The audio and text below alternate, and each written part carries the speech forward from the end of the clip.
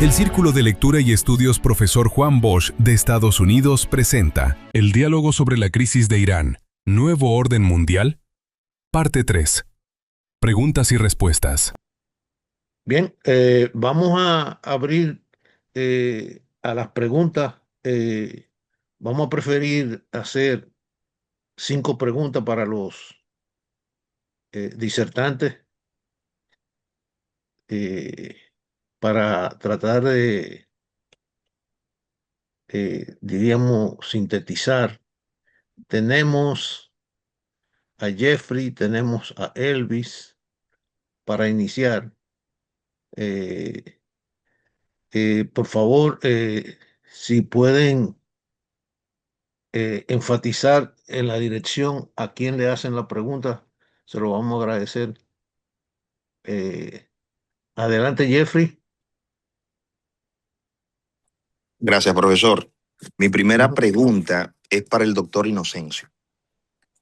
El doctor, en la parte que abordó, hacía énfasis en que en el actual conflicto bélico en Medio Oriente, o básicamente en el actual comportamiento de Estados Unidos como potencia mundial, no se está tomando en cuenta las reglas y los principios del derecho internacional, que tiene como gran veedor, supervisor y garante a la ONU, las Naciones Unidas, cuya sede principal está justamente en territorio estadounidense. O sea, coge mucho predominio este énfasis que hace el doctor Inocencio.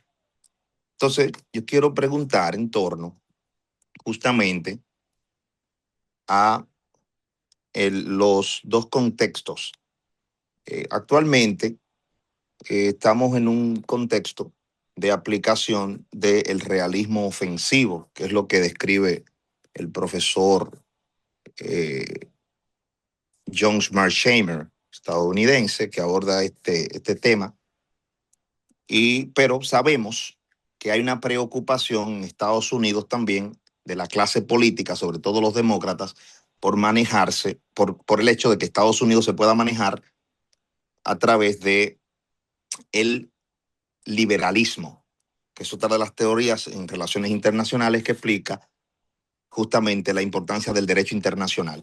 Entonces, si el doctor Inocencio ha dicho que el derecho internacional no se está tomando en cuenta, pero para nada, actualmente, entonces es un hecho de que Estados Unidos está saliéndose de lo que es el ámbito del liberalismo y entrando directamente al realismo ofensivo.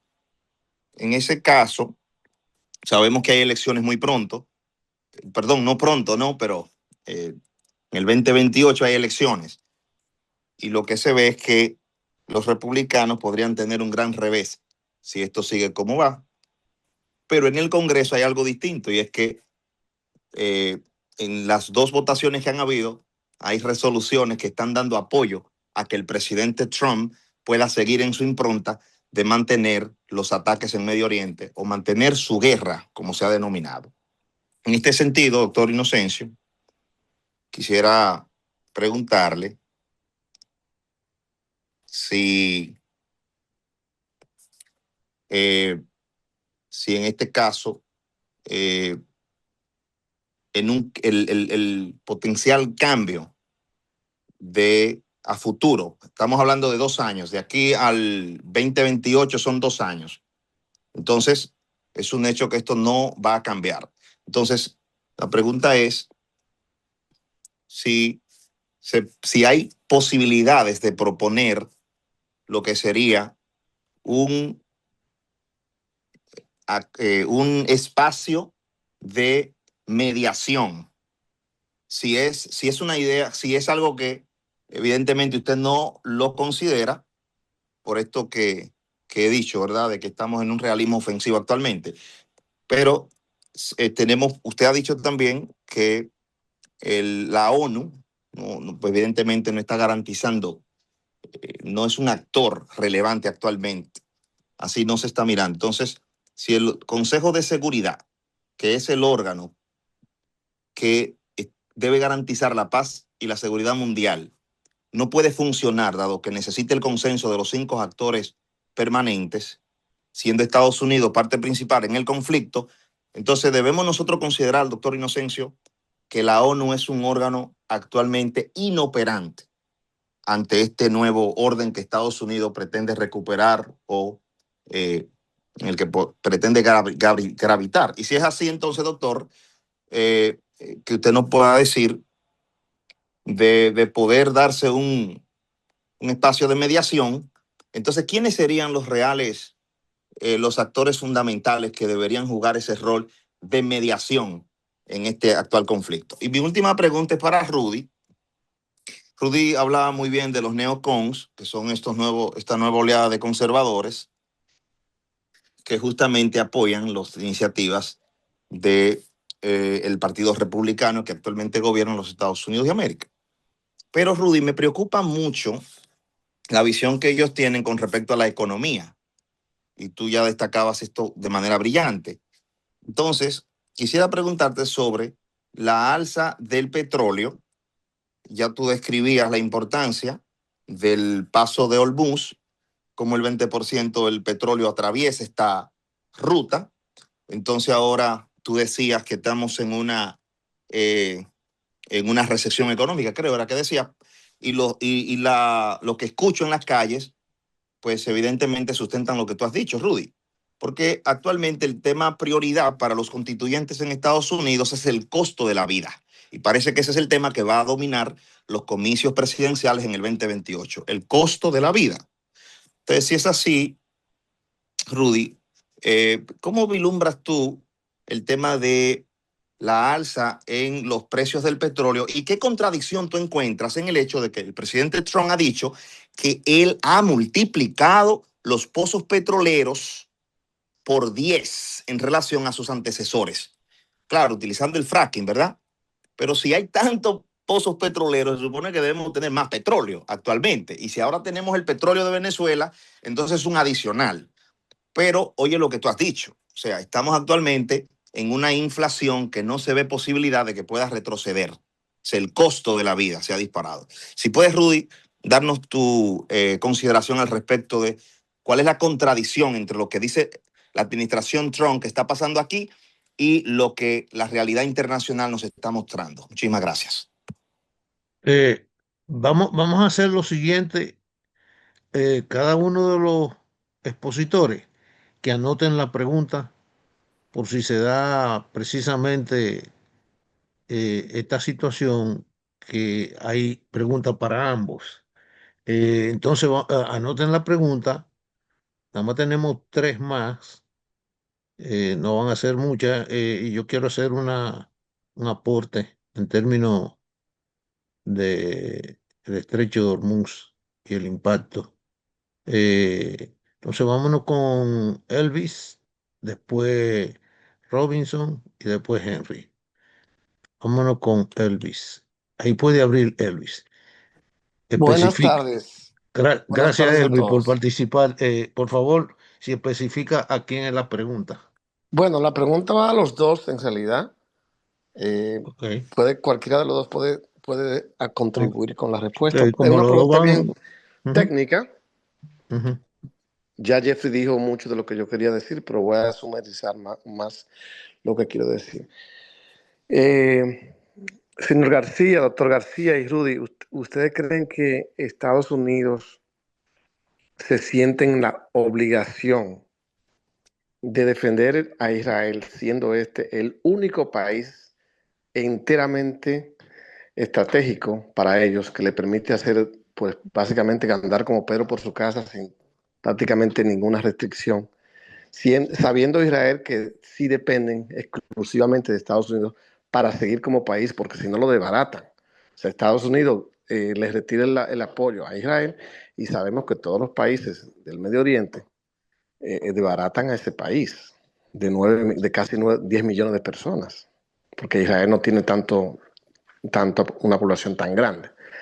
Entonces, desde ahí Estados Unidos quiere controlar a los países de Oriente, que son países con potencial de petróleo muy alto y también de armamento nuclear. Entonces, ¿tú crees que esa es la razón que justifica a Estados Unidos accionar como esté accionando, violando las leyes internacionales como lo está haciendo, primero entrando a Venezuela, como dicen en República Dominicana, lamberse dos presidentes en un mes, Maduro, sacado a la fuerza, y luego el de Irán, muerto, ¿no? Entonces, ¿tú crees que esa es una razón de peso suficiente para que Estados Unidos quiera justificar lo que estás haciendo? Eso es todo, gracias. Gracias. Vámonos con Robinson. Adelante, Robinson, abriendo el micrófono. Y gracias, buenas tardes, profesor, buenas tardes a todos los participantes, especialmente a los expositores de hoy. Básicamente yo tenía una inquietud, pero la última parte donde exponía el compañero Inocencio García me dio la respuesta que hace mucho estaba en mi cabeza. Cuando él citaba a Fernando Valladares de que la política está subordinada a la economía. Básicamente los intereses económicos que han existentes han sido más influentes para que se desaten este tipo de conflictos. A pesar de que tenemos organismos internacionales, la comunidad internacional y específicamente la ONU, que deben jugar un papel importante dentro de los conflictos entre naciones, para que la guerra sea la última, no tuviéramos consecuencias de guerras en conflictos bélicos, que todos sabemos que afecta, tiene sus consecuencias catastróficas en todos los ámbitos, en el ámbito económico, por lo que produce. Esa guerra, se disparan los precios a nivel internacional, la volatilidad del mercado, también la parte humana, lo más importante, que mueren víctimas, mueren personas inocentes mayormente, en su mayoría, y también los conflictos sociales. Básicamente creo y que la economía o los intereses económicos de los poderosos es que determinan eh, y dan al traste con estos conflictos. A pesar de que es parecido a lo que decía Jeffrey ahorita sobre la ONU, qué autoridad tiene la ONU, pero realmente la ONU, la mayor parte eh, están financiadas por Estados Unidos. Y creo que no, ahora mismo no hay una comunidad o un organismo que tenga autoridad, hay influencia para que estos conflictos bélicos no se produzcan.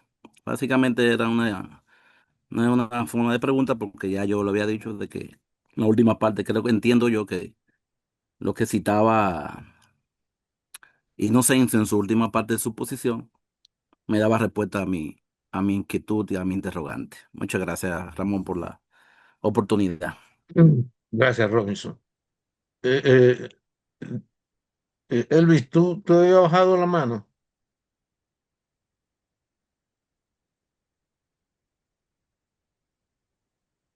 Elvis, por casualidad, ¿tú bajaste la mano o se te quedó arriba? Yo creo que se te quedó arriba. Ok, vámonos con Henry. Henry Guerrero. Adelante, Henry. Tiene que abrir el micrófono, Henry.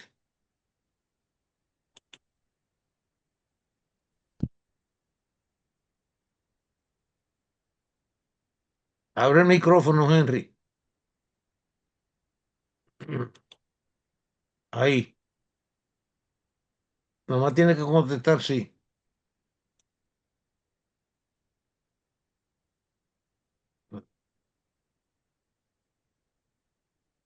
Yo te voy a preguntar. Ok, ahí está abierto. Ahí está abierto, Henry. Adelante. Sí, yo voy a referirme a dos aspectos y me gustaría que profundizaran en el tema, porque el profesor Inocencio lo tocó, pero muy al final y de manera muy somera. O sea, bien objetiva, y es carácter religioso. Y no piensa el profesor, yo hace dos preguntas, que después del derrocamiento en la revolución de 1979, del Shah de Irán, Reza Pahlavi, surgió un gobierno teocrático dirigido por Ayatollah Khomeini, eminentemente un gobierno religioso, y en los pronunciamientos tanto de Khomeini como de Khomeini siempre se hablaba de que como uno de los objetivos la desaparición del Estado de Israel, más bien por connotaciones religiosas que por deseo entre sus pueblos. Entonces mi pregunta ahí sería que si esa versión de Israel e Irán, más que a intereses geopolíticos, aunque lo haya, obedecen a un factor religioso. Otro punto al que me voy a referir es al siguiente, tanto del lado de Israel como del lado del mundo árabe, como lo explicó muy bien el profesor. Irán es muy diferente, aunque sea musulmán, a los otros países árabes. Pero tanto del lado de Israel como del mundo árabe han existido voluntades para llegar a un acuerdo de paz. Un ejemplo, y algunos han perdido su vida. Del lado de Israel, Isaac Rabin, cuando quiso a través del acuerdo de Oslo que se reconociera un gobierno palestino en base a esos fundamentos.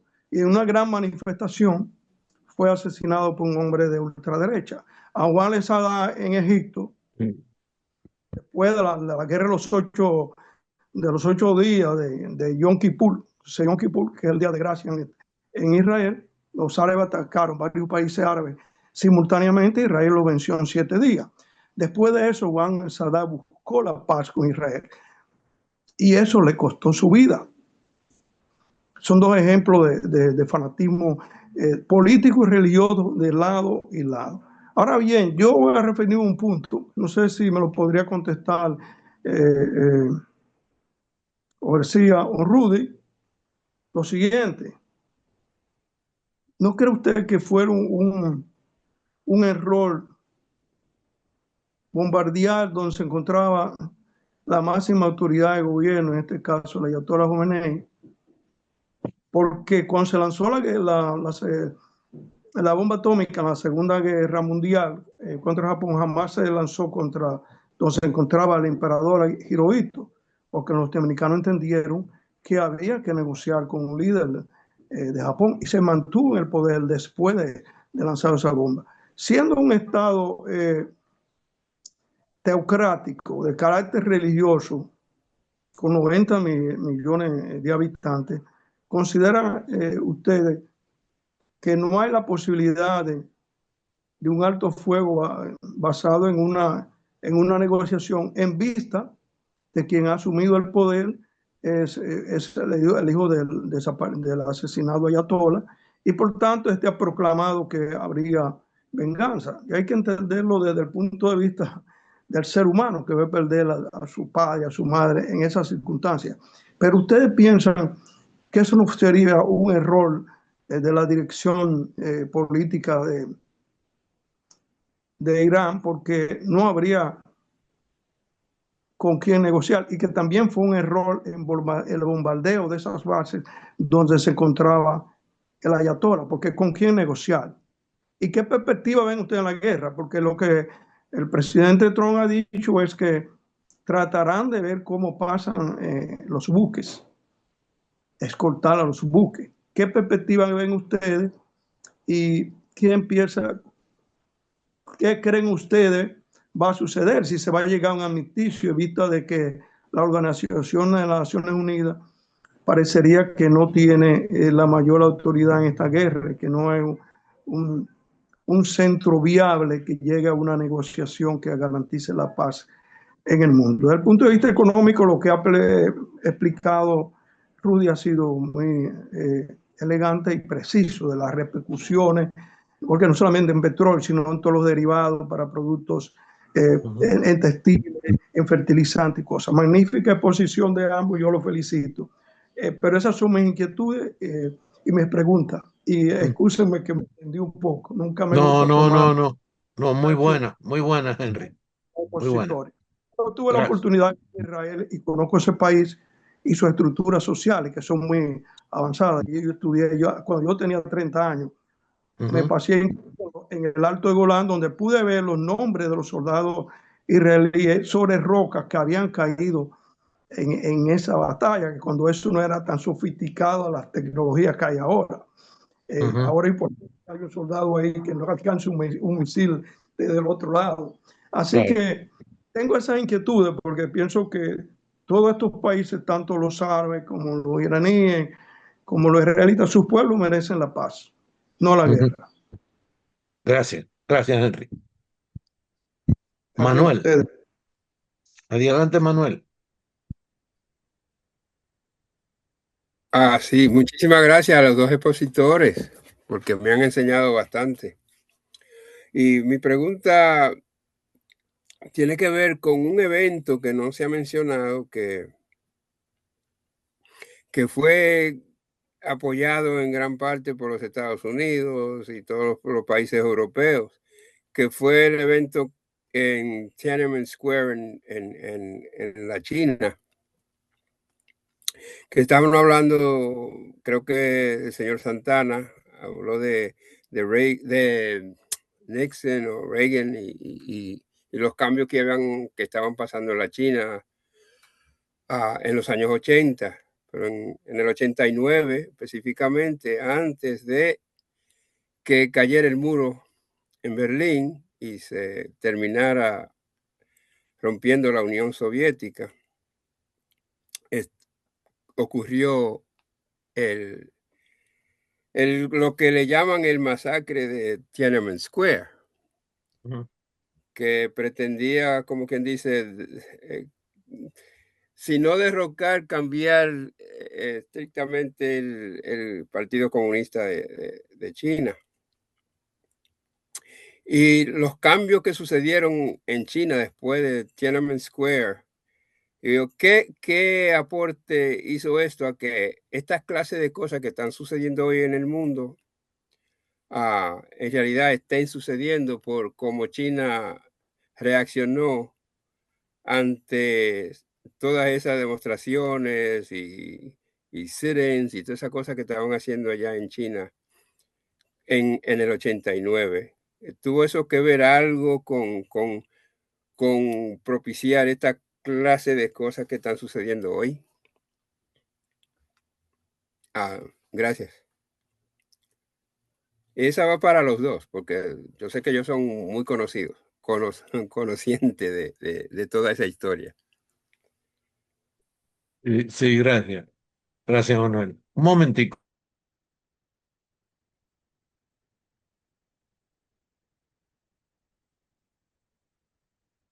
Sí, yo quería solamente, a manera de contribución, porque Rudy habló de lixiviación y realmente, eh, como él muy bien establece, el impacto de la apertura o el cierre del estrecho de Hormuz puede impactar cualquier actividad que tenga que ver con la producción, ya no solamente con la producción industrial, sino como él muy bien dice, sobre la producción agrícola. Entonces, debemos de comenzar a contar, porque frutos menores, es decir, eh, vamos a decir, hortalizas y frutos menores, regularmente su periodo de producción, su ciclo de producción, eh, es menos de 3, 4 meses. De manera que si la producción es impactada por más de 3 meses, yo diría, en un periodo relativamente corto, la, la producción de alimentos vegetales podría ser ampliamente impactado. El, el- proceso de lixiviación tiene que ver básicamente con eh, el movimiento de los agregados en el suelo. Y aunque no, el azufre no es considerado como diríamos, un macronutriente, porque no es crítico para el desarrollo de las plantas. Sin embargo, escuchen esto, lo que se llama en agronomía NPK. NPK. No quiere decir más que nitrógeno, potasio, nitrógeno, fósforo y potasio. Y desde ese punto de vista, yo le podría decir que son cuatro las regiones o países que son privilegiados en tener el mayor porcentaje de suministro en el mundo. Ellos son Canadá, básicamente en potasio, Marruecos en fósforo y Rusia y el estrecho de Hormuz, es decir, la región ahí de el Golfo Pérsico, en nitrógeno. Sin nitrógeno no hay verdor posible. Así de sencillo. O sea, usted utiliza potasio y fósforo y usted no consigue que la planta adquiera su verdor. Agréguele nitrógeno y usted verá que va a conseguirlo. De manera que eso le da una idea de la magnitud de la importancia de esto, porque nuestros países no son genuinamente productores de urea, que es la fuente de nitrógeno, una de las fuentes principales para la formulación. Nuestros países, por ejemplo, República Dominicana, no produce ningún fertilizante, todo es mezcla allí. Se importa la materia prima y se mezcla. Y lo mismo hacen la mayoría de los países del mundo, porque no todo el mundo tiene, diríamos, yacimiento de estos elementos. Al igual que Henry, yo estudié en Israel y yo le puedo decir que en la base del Mar Muerto hay una planta procesadora que trabaja prácticamente casi para los dos países, Jordania de aquel lado y Israel de este. Y ellos consiguen mucho, porque aparentemente es muerte para la vida, pero para la existencia de minerales y de elementos fundamentales para la agricultura. A mí me preocupa profundamente el hecho de que la guerra se extienda, porque definitivamente yo creo que va a haber problemas en términos de la alimentación. Eh, bueno, con eso nosotros concluimos la parte de las preguntas y le damos paso para que ustedes dos pues inicien. Eh, no sé a quién darle la señoría, si a Inocencio o a Rudy. Adelante, Inocencio. Rudy, cualquiera. No, Inocencio, procede. ¿Aló? ¿Aló, Ramón? Mm. Tiene que abrir el micrófono, Inocencio.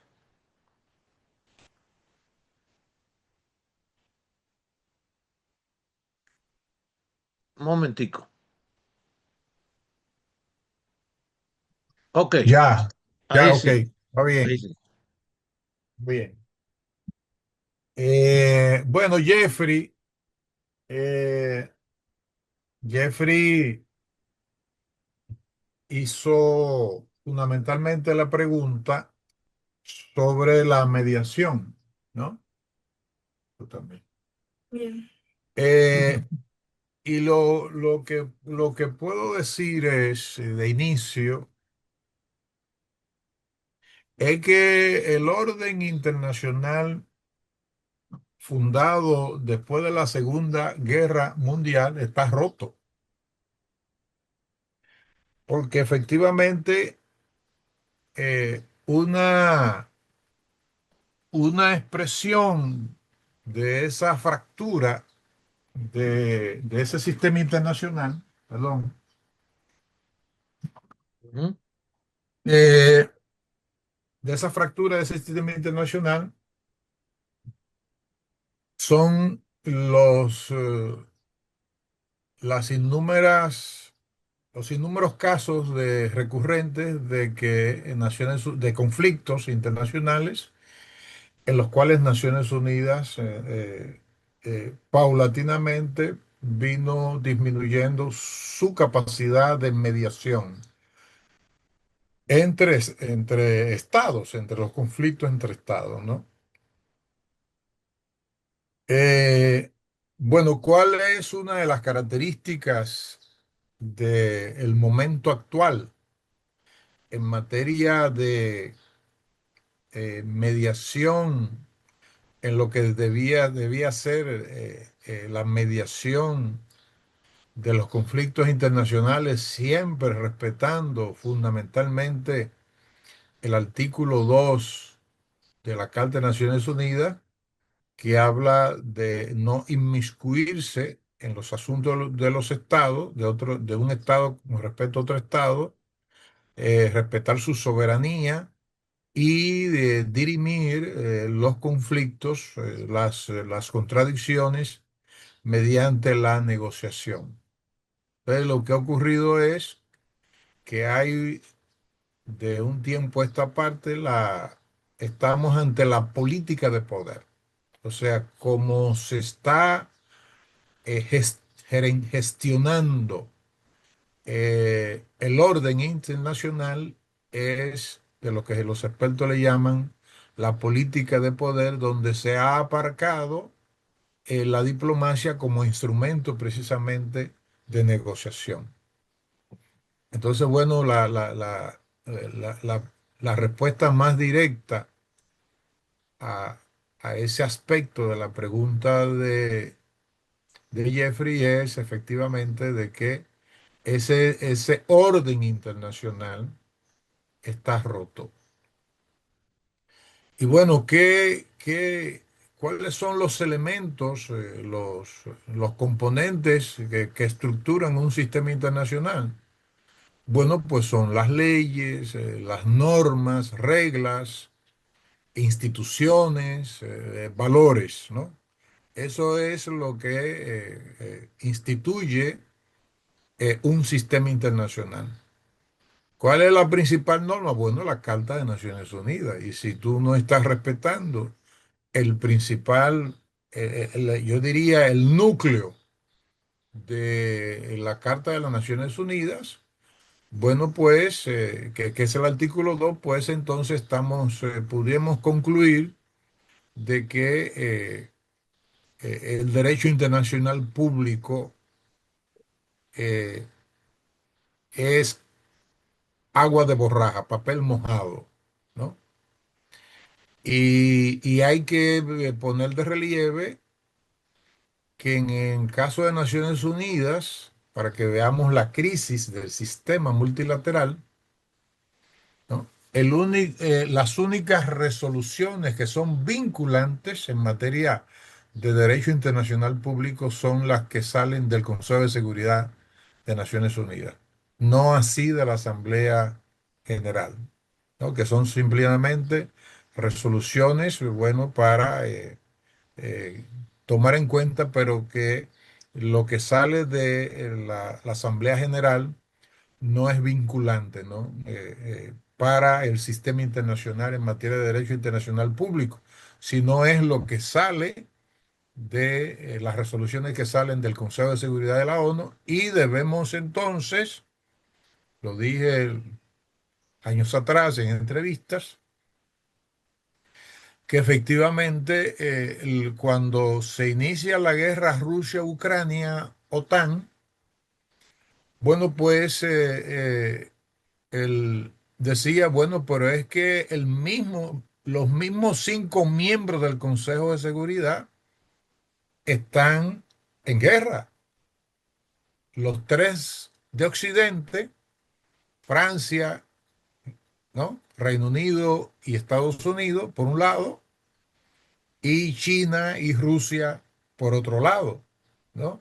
Es decir, el mismo Consejo de Seguridad, que es el que tiene la facultad de que sus resoluciones sean vinculantes para todos los estados, ¿no? En materia de derecho internacional público, está en crisis.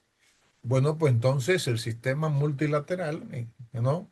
Eso es un factor eficiente para concluir de que el sistema multilateral y en consecuencia Naciones Unidas como instrumento del sistema multilateral ha perdido la capacidad de mediación, de ordenamiento de ese sistema internacional que se inauguró, que se fundó después de la Segunda Guerra Mundial. Pero además hay otro, como decía uno de los compañeros que ha hecho preguntas, eh, bueno, pero es que Estados Unidos ha sido históricamente el mayor donante de Naciones Unidas y hay que recordar que el presidente Trump, en esta administración del presidente Trump, Estados Unidos se ha retirado de 33 instituciones, organismos internacionales y particularmente la mayoría de organismos, de órganos de Naciones Unidas, entre ellos de la Organización Mundial de la Salud, de lo que de, de otras, estoy hablando de 33. Entonces eso significa precisamente el desfondamiento y de ahí la crisis financiera que no viene de ahora, la crisis financiera de Naciones Unidas, ¿no? Eso por un lado. Entonces, yendo directamente a la pregunta de Jeffrey, si eso, decía Jeffrey, si eso es así, ¿no? Y hay elementos para afirmar que es así. Bueno, pues,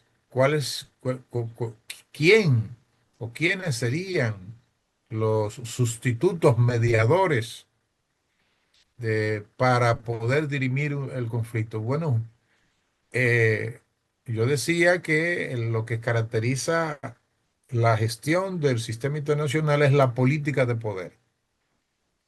Bueno, quien tenga más ojivas nucleares y tenga a la vez y haya a la vez la posibilidad de en un momento determinado que se entienda que puede verdaderamente haber una conflagración nuclear, bueno, que entre esos que son esos estados que son poseedores de que son potencias nucleares, que son alrededor de 7, bueno, que pueda regresar ante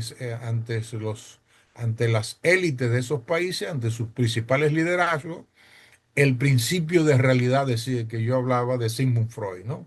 En el libro El malestar en la cultura, un libro que escribió en 1937 a propósito, como decía, de la Primera Guerra Mundial. Es decir, estamos ante un gran dilema existencial, mm, tanto existencial, porque esto es una guerra existencial tanto para Israel como para Irán. Pero nosotros estamos ante el dilema existencial del planeta. Porque, por ejemplo, una, una conflagración, veía con el profesor suizo de la Universidad de Kioto, Pascal Lotax, entrevistando al profesor eh, Steve Stahl de la Universidad de Wisconsin. y el profesor Stahl decía de la Universidad de Wisconsin que una conflagración en la parte norte del planeta o, o que se genere, ¿no? Que se genere en producto de esta guerra existencial entre Israel eh, e Irán, es decir, Estados Unidos e Israel contra Irán, bueno, pues habría una hibernación con eh, temperaturas bajo cero durante 3 años, lo que lógicamente impactaría todo el tema de la producción agrícola y morirían alrededor de 5.000 millones, decía él, eso está estudiado, 5.000 millones de personas, precisamente porque no habría alimentos, ¿no? De enfermedades, etcétera, ¿no? Es decir, que estamos nosotros viviendo todo lo que estamos aquí conversando y lo que no estamos conversando.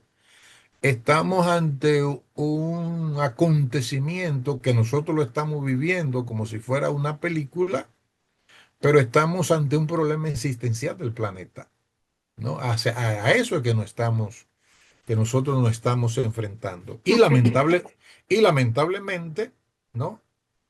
Eh, la única mediación posible, ¿no? Es efectivamente de que se recupere en el liderazgo mundial de los grandes poderes el principio de mediación de Sigmund Freud. Entonces, bueno, la, yo creo que Rudy habló ampliamente de la protección de Israel por parte de Estados Unidos, ¿no?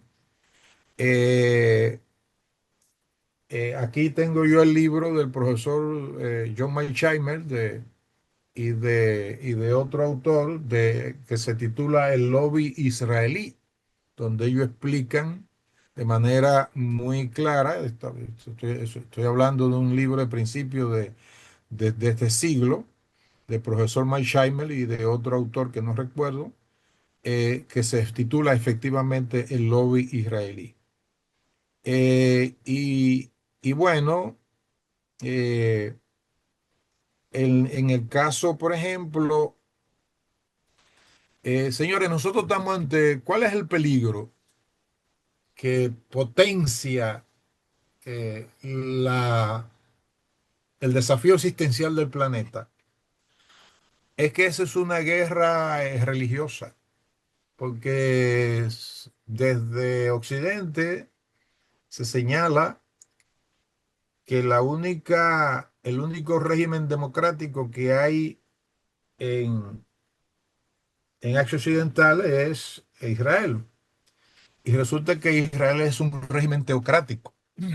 Es un régimen basado en todo lo que tiene, en todo lo que está consignado como doctrina religiosa en el Talmud. Es decir, esa es la base de doctrinal, ¿no? Es decir, es un régimen teocrático.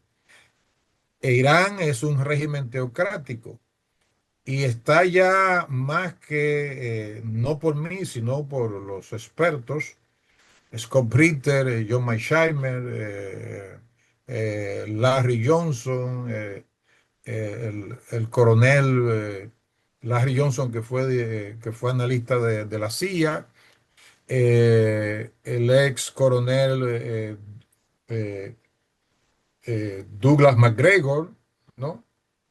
Y los otros expertos, ¿no? Que pululan en las redes sociales, verdaderos expertos académicos y además expertos ex militares de los Estados Unidos, señalan que también Estados Unidos eh,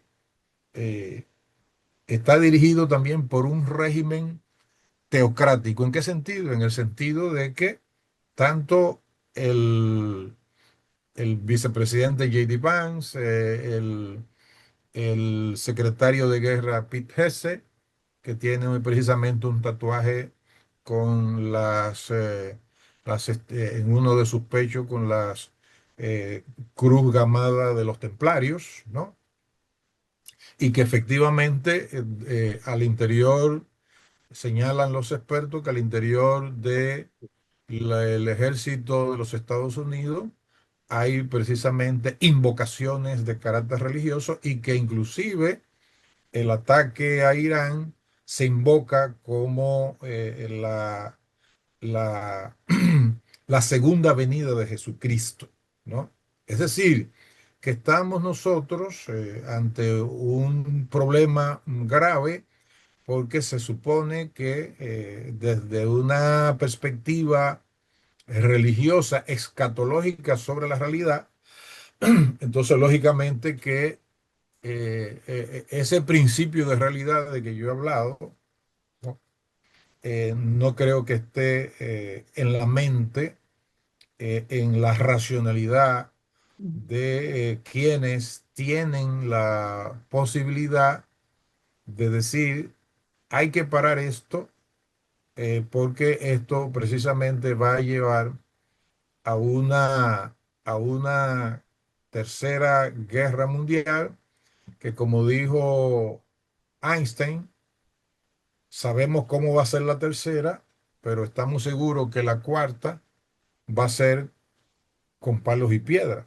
Y quizás solamente estén las piedras y los palos porque se supone que seres humanos no vamos a estar, inclusive seres vivientes en general, no vamos a estar sobre este planeta.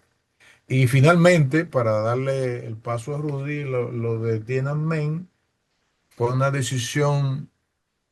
Tengo aquí el libro que traje de China sobre la biografía de Deng Xiaoping, hecha realizada por su hija, escrita por su hija, eh, por su hija mayor.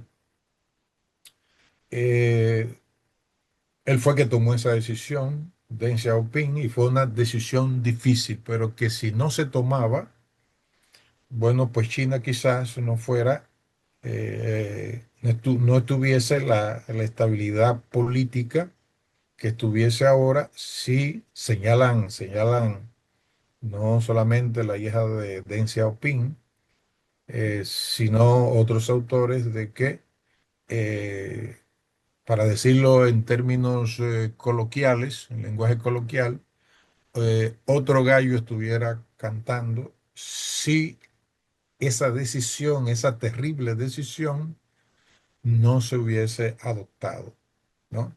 Y quien la adoptó fue eh, el que tomó finalmente la decisión.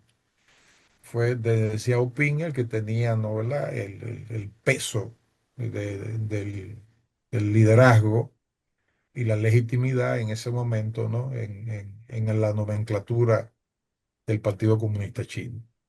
Así que con esto le doy paso a Rudy. Adelante, Rudy. Con eso Ya, terminamos. ya, con respecto a la caracterización de la guerra actual, eh, yo, yo no iría tan lejos en catalogarla como una guerra religiosa.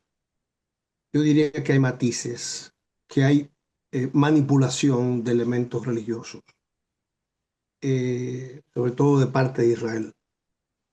Que hay sí en Israel grupos que entienden que debe de promocionarse el caos por razones de tipo escatológica. Eh, pero en última instancia, eh, lo que entiendo yo está primando en esta guerra son intereses geoeconómicos y geopolíticos. Como yo dije, no es la primera vez que se presiona a Estados Unidos para que vaya a la guerra contra Irán.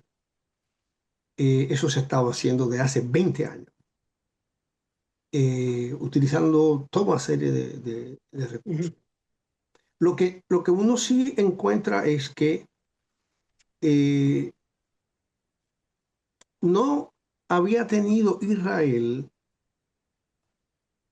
la, la oportunidad que tiene ahora, porque quien gobierna Estados Unidos es una persona que está planteando Make America Great Again. Una persona que parte de un análisis de que América ha sido destruida, se han aprovechado de ella, han acabado con su capacidad competitiva, todos los empleos han sido exportados. Bueno, eh, uno yo leí un par de párrafos del discurso de, de Marcos Rubio en Múnich recientemente, en febrero, ¿no? Entonces, Israel, especialmente Netanyahu, se ha encontrado con una persona que, además de tener esos como elementos o principios fundacionales de su gobierno, entiende que la reconstrucción del poder de Estados Unidos, de su hegemonía y de su dominación, atraviesa por ignorar completamente las leyes.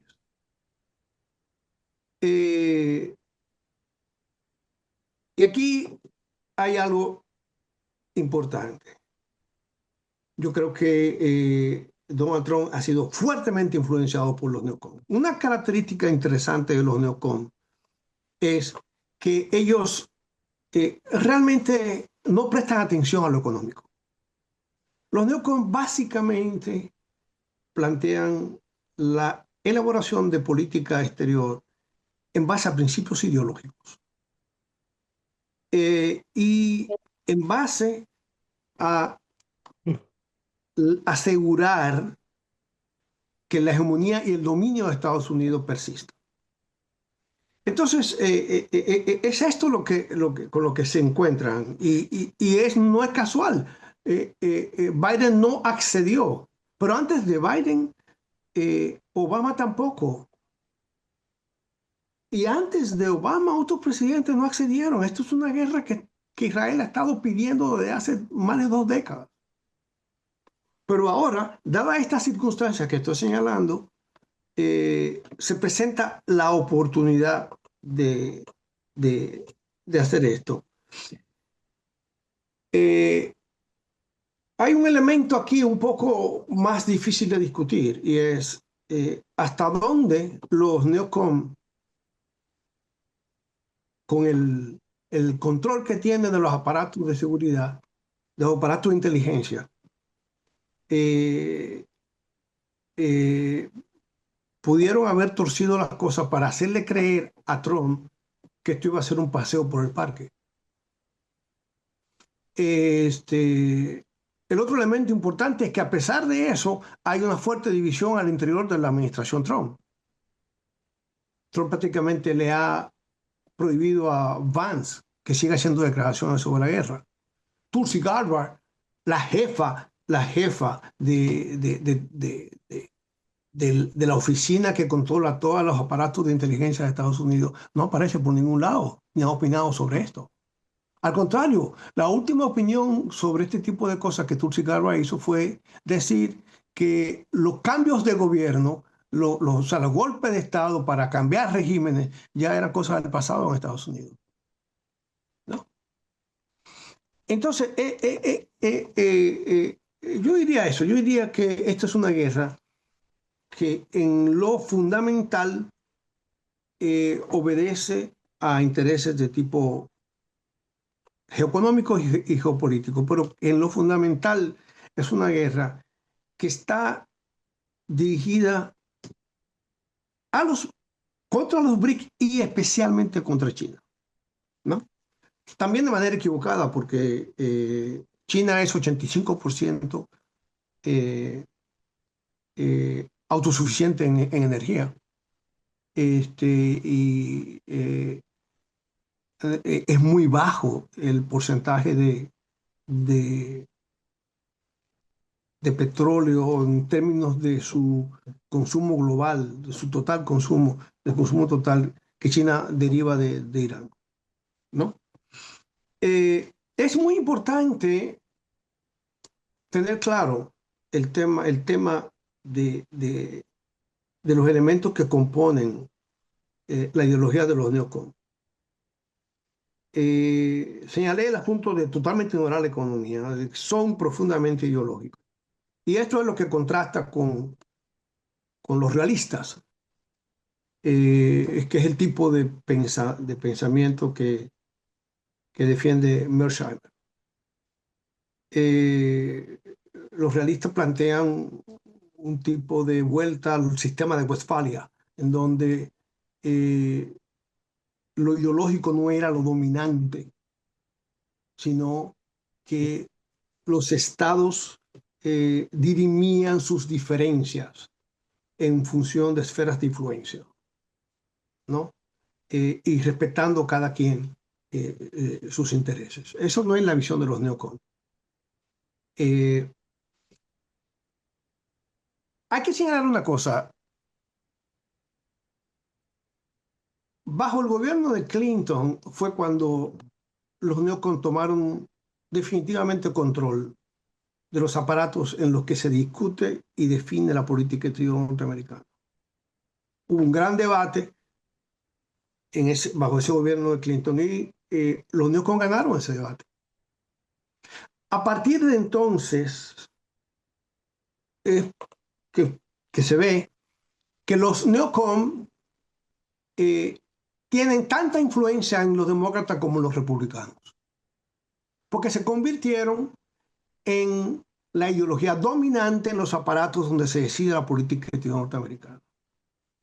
Y esto es muy relevante, porque si usted quiere hacer carrera en el Departamento de Estado o en el Pentágono o en un aparato de seguridad y usted no está de acuerdo con esa ideología, no va a llegar lejos.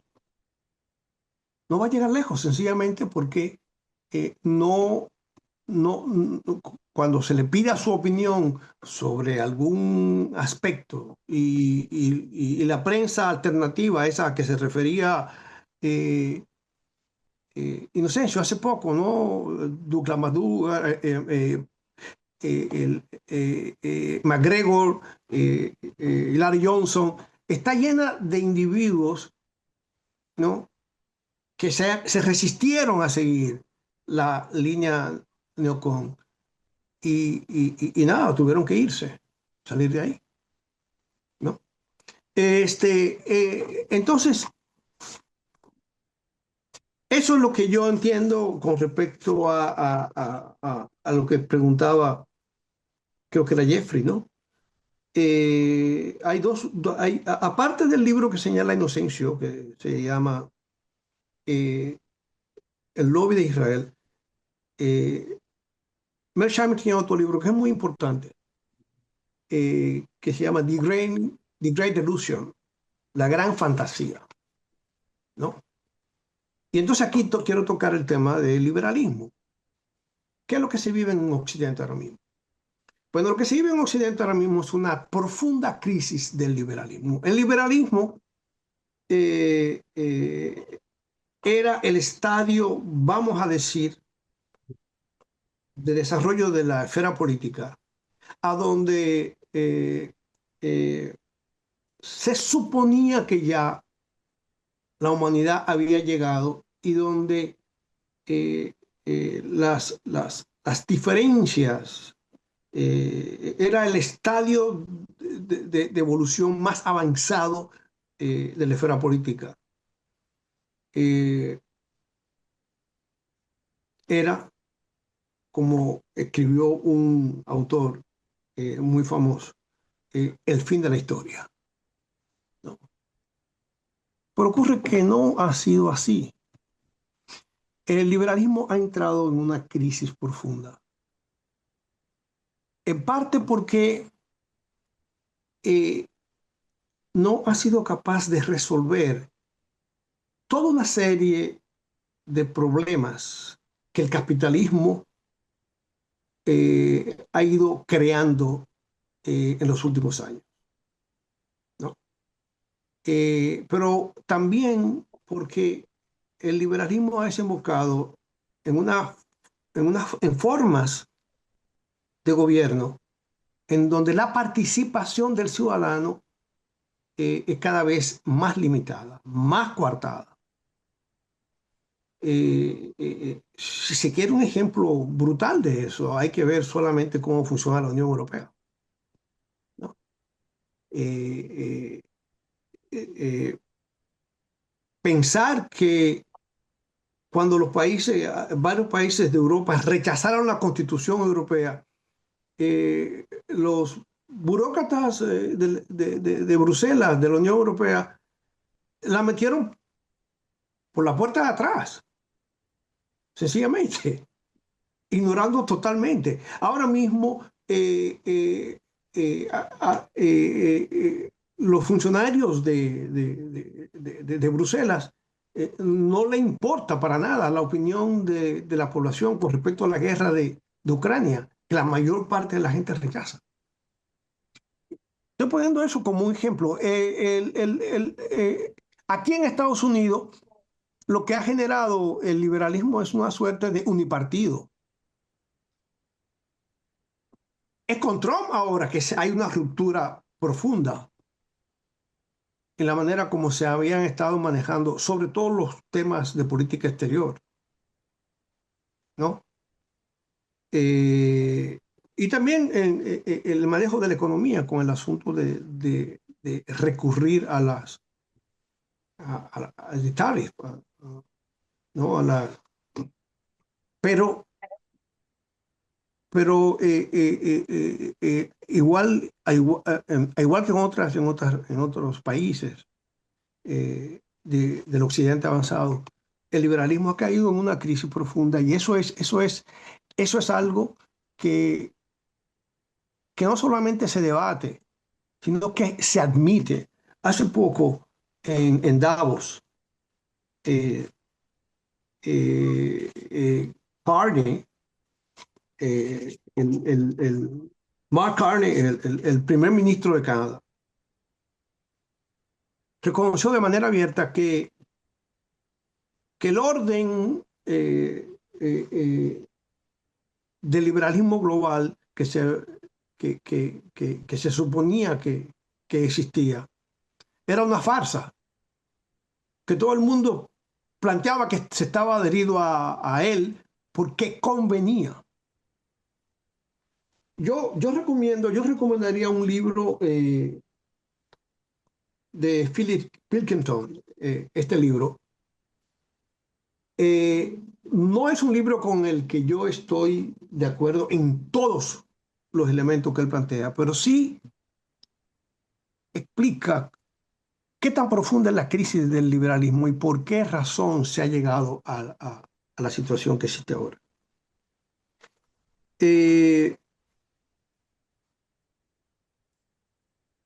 Bueno, yo no sé si había otra pregunta. De que si Estados Unidos debe defender a Israel. Bueno, mira, el tema con esto es el siguiente. Estados Unidos no está defendiendo a Israel solamente. El asunto es distinto. Estados Unidos está defendiendo la expansión de Israel, el desarrollo de un proceso de dominación, de subyugación de los países de la región. Entonces, no es meramente una defensa de Israel. Irán no, en las últimas dos confrontaciones militares, Irán no ha atacado a Israel. Ha sido Israel y Estados Unidos ahora también que han atacado a Irán, ¿no?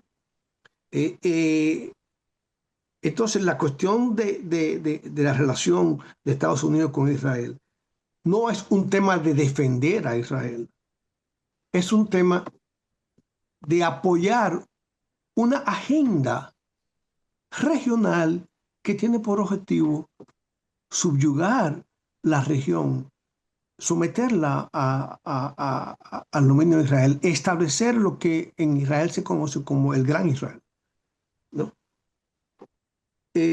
Por último, el tema de la gasolina. Bueno, el New York Times ha señalado que hace ya, bueno, aquí, que en los últimos días desde la guerra, que empezó la guerra en el Golfo, eh, la gasolina no ha parado de subir, ¿no? El precio de la gasolina continúa subiendo. Y eso es uno de los temas que quizás obligue a Trump a buscar un bajadero, como dicen los dominicanos, a esta situación. Porque cuando la gasolina sube, acontece que eso, ya lo hemos dicho antes, se manifiesta en un montón de situaciones, en el transporte, en los precios de la comida, o sea, en un sinnúmero de cosas, ¿no? Bueno, esto era lo que yo tenía que decir con respecto a la pregunta. Ok, yo creo que hubo una pregunta sobre el desenlace. ¿Qué El ustedes desenlace. piensan? El desenlace. Bien. Y esto va para los dos. Y ahí Ok, concluimos. el desenlace, muy bien. Es muy difícil tú predecir cuál va a ser el desenlace en estos momentos. Es muy difícil porque eh, eh, lo- lo- lo- los elementos que uno puede tener, que puede dar por descontado es lo siguiente.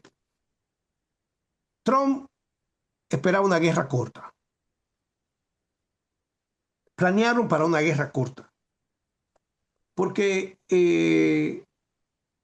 de manera, de manera casi inexplicable, por eso yo digo que es posible que los neocons hayan manipulado eh, eh, la inteligencia con respecto a cuál era la real capacidad de Irán. Eh, Creían que Irán eh, tenía una escasa capacidad de defenderse. Esto a pesar de que en junio pasado, en la confrontación que duró 12 días, eh, Irán mostró que tenía una enorme capacidad para defenderse. Entonces, estratégicamente, Irán apuesta y está poniendo sus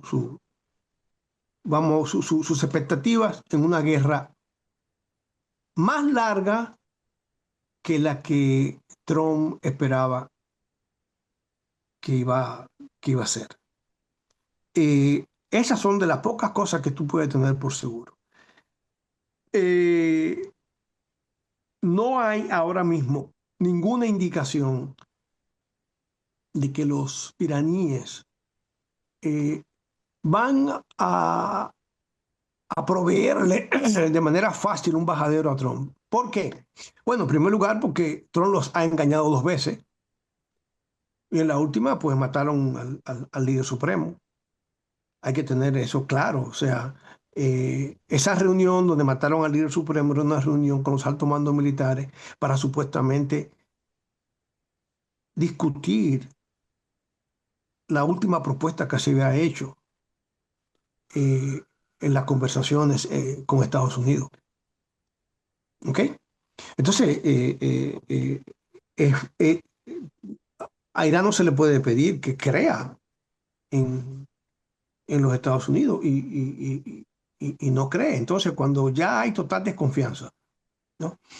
Lo otro es que esta es una guerra que para Irán real y efectivamente es existencial. O sea, de manera abierta lo que se pretende es tumbar el gobierno. Y aquí hay una cosa muy interesante que yo olvidé señalar hace un rato. El objetivo real de Israel con Irán es descuartizar a Irán.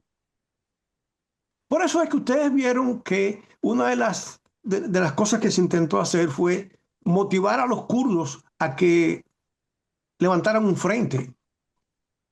Y los kurdos de Siria le dijeron a los kurdos de Irán que no se le ocurriera meterse a eso, que ya que Estados Unidos lo había traicionado, le había dado la espalda después que lo utilizó. Pero también en el Baluchistán, hacia el este de Irán, eh, eh, eh, también hay un componente de tipo étnico, religioso, gente culturalmente diferente a la mayoría de los iraníes, donde ha habido problemas en el pasado. El objetivo de Israel era, y incluso hay información de que se habían redactado constituciones para esas dos regiones de Irán. El objetivo de Israel es descuartizar a Irán, cortarlo en varias partes, ¿no? Posible de ser manejada. Pero claro, eh, Israel no puede, ante el público norteamericano, plantear eso como su real objetivo, porque se va a considerar prácticamente como una locura, ¿no? Eh, eh, eh, pero sí está muy claro que el objetivo de Estados Unidos es el cambio de régimen, ¿no? O,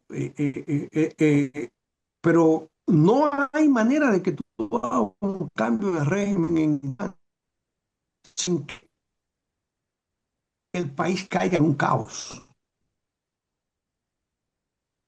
Entonces sí es cierto que esta guerra para Irán es existencial. Su existencia está en riesgo. ¿Ok? Ok. All right. Inocencio. Sí, bueno, agregando muy sucintamente a eso que ha dicho Rudy, es que no se ve salida, no hay salida a la vista. Por eso el presidente Trump llamó al presidente Putin buscando precisamente ese bajadero. Y, y se ha confirmado que ha habido llamada desde los Estados Unidos a las autoridades iraníes y se han negado a cogerle el teléfono al presidente Trump, ¿no? Y entonces el presidente Trump recurrió en esta semana a Putin, buscando una compensación, según dicen los expertos, ¿no?, entre los intereses de Rusia en Ucrania y los intereses de Estados Unidos en Irán. La pregunta que se hacen los expertos es: ¿traicionará Rusia y China a Irán? Bueno, yo me sumo a la respuesta a esa pregunta de que eso es imposible, porque para China y Rusia, Irán es un colchón geopolítico y geoeconómico. Es decir, entonces no estamos ante un verdadero problema geopolítico, ante un verdadero conflicto inclusive de mayor peligrosidad que Rusia mantiene con la OTAN en Ucrania, por el hecho de que, como es existencial, como se le ha engañado en dos ocasiones en medio de una negociación, bueno, pues entonces Irán sabe que no puede llegar a ningún tipo de acuerdos a menos que no sea que Estados Unidos detenga la agresión. Y al parecer eso no está a pesar de que Trump está efectivamente buscando un bajadero, porque está a la puerta, ahorita estamos en las elecciones de medio término, y esas, lo que indican todas las encuestas, la de Rasmussen, varias de las encuestadoras importantes, serias en Estados Unidos, dicen que Trump perdería, el Partido Republicano perdería las dos cámaras, y eso sería, ¿no?, un, un escenario de impeachment para Trump y de destitución, ¿no? Ese sería un escenario.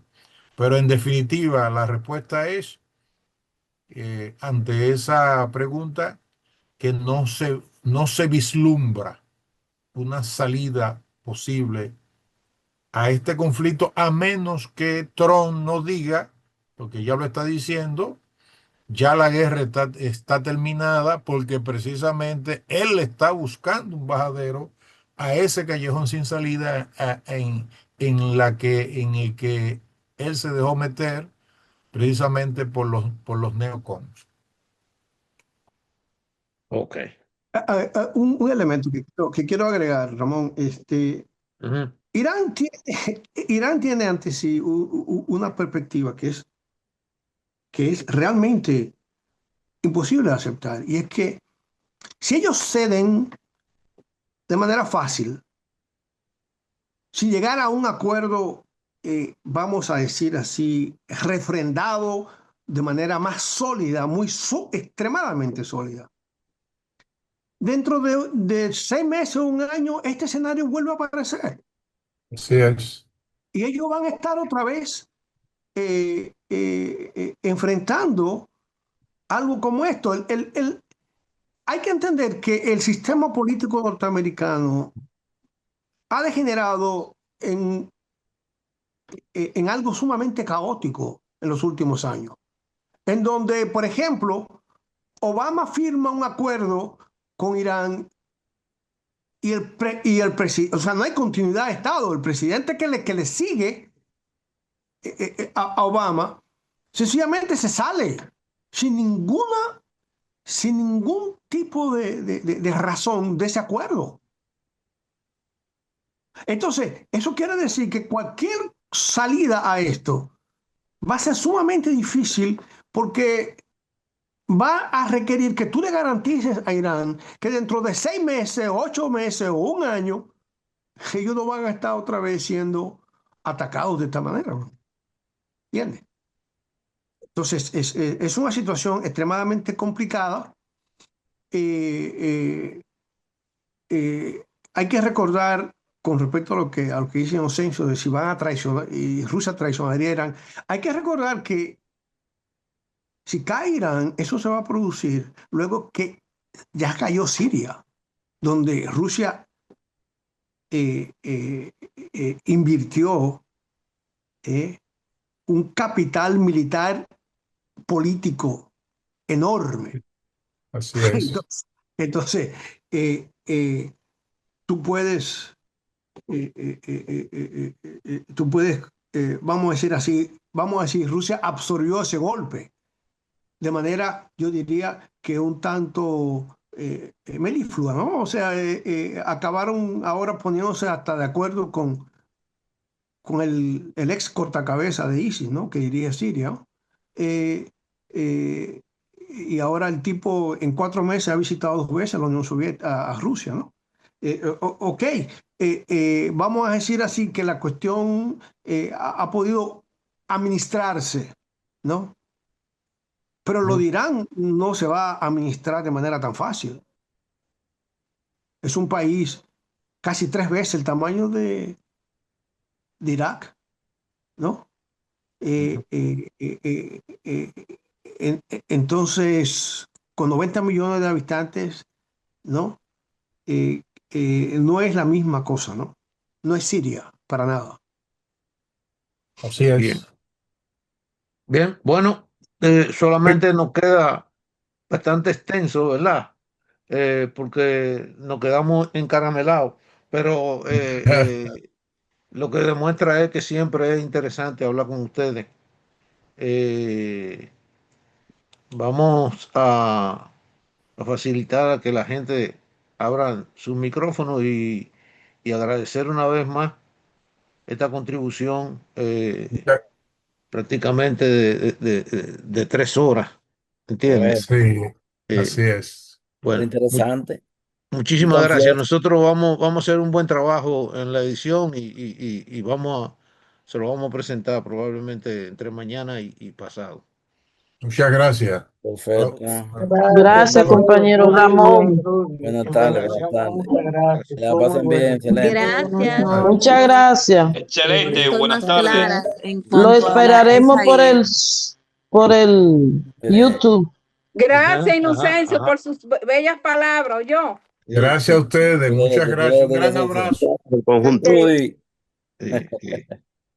Gracias, gracias. Gracias, Toda esta Inocencio, información. y a Rudy Muchas también. gracias. Y al Información compañero de primera Ramón mano, también. Muchísimas Bueno, gracias por Otra traernos entrega esta ponencia. exitosa, producto otra de la entrega investigación de importante. estos dos intelectuales Excelente, excelente. un dedicados, porque placer. ustedes buscan por ahí por YouTube Polito. y no ven cosas tan originales. Como- Eh, Ujú. Gracias, gracias, Jamás, Santana. Es Muchas lo jamás. gracias correcto. por su Bueno, Hay que trabajo. repasarlo otra vez, compa. no, Súbalo. no, no, no, eso lo van a tener ahí en YouTube. Sí, Ro- sí, Sí, sí. gracias. Para Bueno, muchas Completa y Gracias. comentar y ver todo, gracias. Un la gran completa y abrazo a conferencia. todo. todos. Gracias, Muy Ramón. bien, gracias. Pa'lante, compa. Ok, Adelante, vamos para bien, adelante, compa. bien, Feliz tarde, ok. feliz tarde. Adelante, Bye, adelante. feliz tarde. Bien. Bye, Robinson. Ay, querida May. ¿Cómo tú estás, mi Robinson, bye. querido? Saludos allá, Bye. Miguelita. Maggie, Lástima que no pudo asistir la ayer a la felicito, actividad. Se Maggie, ve muy por tan bonita, me dice. buena actividad, ¿eh? Gracias, No gracias. Y pude gracias a asistir. usted por Lamenté estar mucho no ahí participar porque siempre. desde que llegué a la casa llegué con dolor de cabeza y cansado. No, Yo trabajé el día está bien, entero, Robinson. pero mi espíritu estaba ahí y había invitado a unas cuantas mujeres. Bueno, Sí, de sí, hecho, mi sí, hermana estaba sí. ahí, mi hermana estuvo participando y me contó. Oh, eso es lo Sí, importante. Muchas gracias. de la Bueno, vida. está bien. Bye, bye. Ramón, ya te sabes.